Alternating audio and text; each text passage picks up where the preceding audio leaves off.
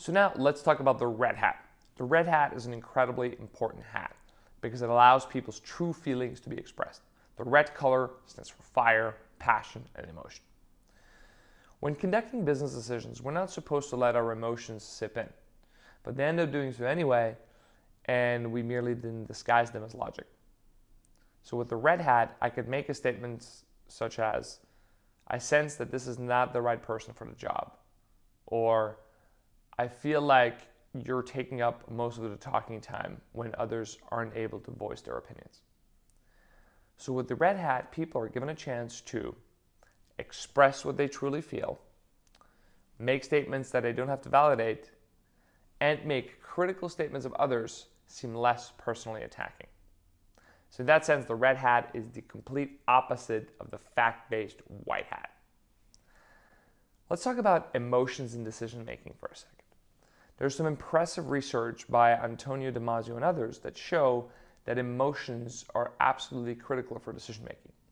There was one part of the brain called the ventromedial prefrontal cortex, or short VMPFC.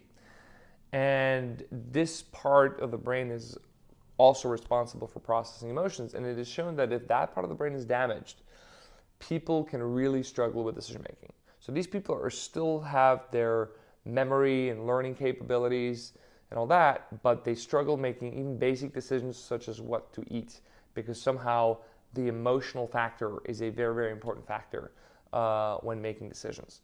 So the red hat basically acknowledges this and says, let's bring it forward in a labeled manner so we don't conflate emotions and things that are facts.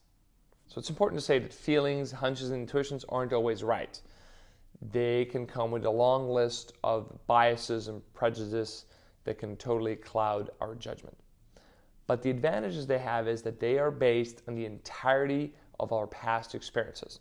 So if you meet, let's say, a new person, and there's something off, you feel uneasy when you interact with them or when you think/feel of them.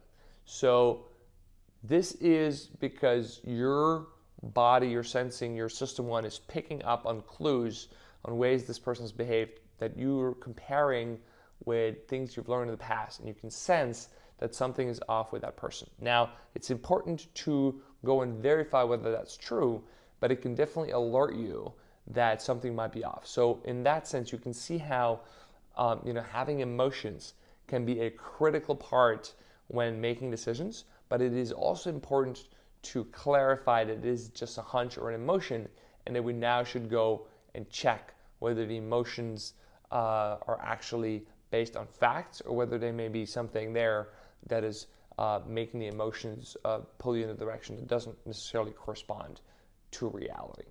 So let's quickly talk about some basic rules when using the red hat. First off, make sure to always apply it to a specific question or problem. For example, hey Mark, I'd like to have your red hat thinking on launching this product by the end of the month. Second, you're not allowed to say pass. You may respond with mixed or confused, and then the facilitator may come in and ask you to explain what goes into the mix.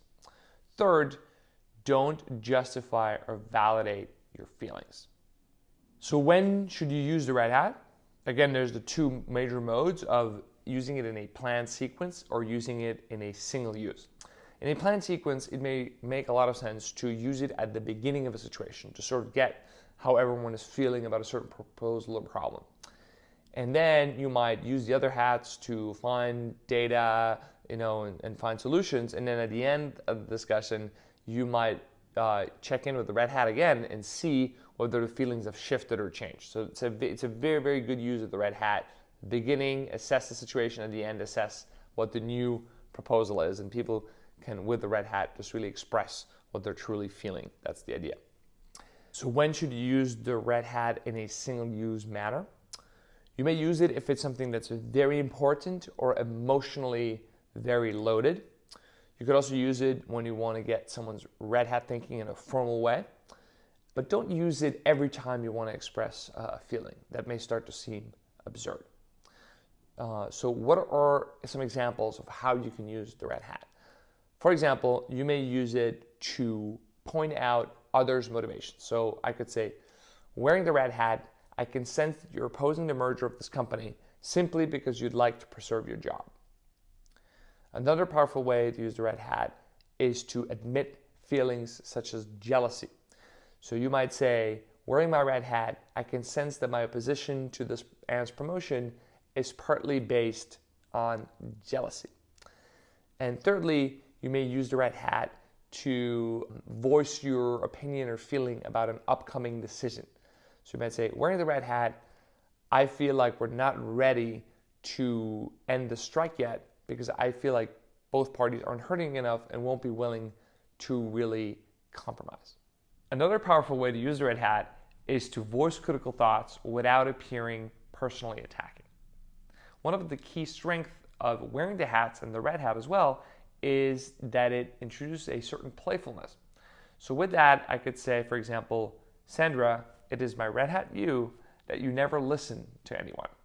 Or, wearing the red hat, I'd like to say that I don't like how this meeting is being conducted. So at first it may seem artificial to wear the red hat just to express an emotion. But actually, its artificiality is its key strength. Because emotions can take time to build up and then also time to simmer down. But with the red hat, feelings and emotions are given a clear space and a channel to be voiced, and the idea is then we can contain that channel, and then we don't need to be clouding our other statements with emotions because we know that there is a place and a time in order to voice our emotions using the red hat. Another powerful way to use red hat is to simply ask for feelings.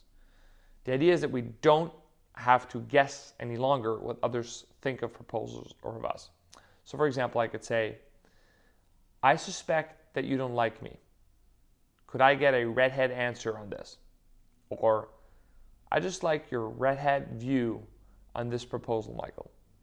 Also use it to bring things into awareness, such as, let's make sure that we're aware of the anger that is present in the background. Another way to use it is in negotiations, where you could use the red hat and say, it is very important for us that we have a say in determining the vacation times of the employees. Or you could ask someone on the negotiating table, I'd like to have your red hat view on this deal. What is most important to you, Jonas? So let's quickly recap what we learned with the red hat. Number one, the red hat allows you to say, this is how I feel about the matter. Number two, acknowledging feelings as feelings is better than keeping them as supposed logic. Number three, the red hat allows you to turn on and turn off the feeling mode. Number four, you don't have to validate things that you're saying. Number five, it allows you to ask people how they feel. And number six, the red hat can be used both to cover strong emotions such as fear and jealousy, as well as more subtle hunches and intuitions. I hope you liked the red hat overview, and I'll see you in the next video where we're going to cover the black hat.